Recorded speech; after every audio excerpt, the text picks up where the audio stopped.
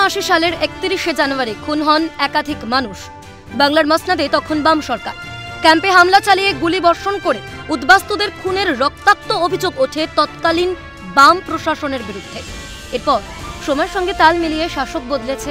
প্রতি বছর দক্ষিণ 24 পরগনার মরিচঝাঁপি গ্রামে গিয়ে মরিচঝাঁপি দিবস পালন করে বিজেপি। এবারও মরিচঝাঁপি দিবস উপলক্ষে দক্ষিণ 24 পরগনা গোসাবা ব্লকের মরিচঝাঁপি দ্বীপে শহীদ সভা করে বিজেপি নেতা রাহুল সিনহা ও চন্দ্রনা বাউরি। যারা মরিচঝাঁপিতে হত্যালীলা চালিয়েছিল তাদের শাস্তির দাবিতে লাগাতার আন্দোলন চালাচ্ছে বিজেপি। জোরালো বার্তা রাহুল সিনহা। ভোটের রাজনীতি নয়, মরিচঝাঁপি নিয়ে যদি কেউ শুরু থেকে লড়াই আন্দোলন বক্তব্য করে রেখে থাকে তা ভারতীয় জনতা পার্টি। আর কয়েক বছর ধরে এটা হচ্ছে।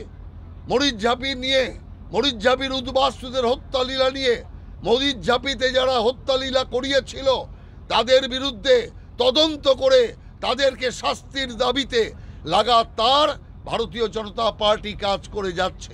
অন্যদিকে উত্তর 24 পরগনার সদর শহর বারাসাতে মরিচঝাঁপি দিবস উদযাপন করল মরিচঝাঁপি গণহত্যা স্মৃতি রক্ষা কমিটি। উদযাপনে সামিল হন বিজেপি মুখপাত্র শ্রমিক ভট্টাচার্য।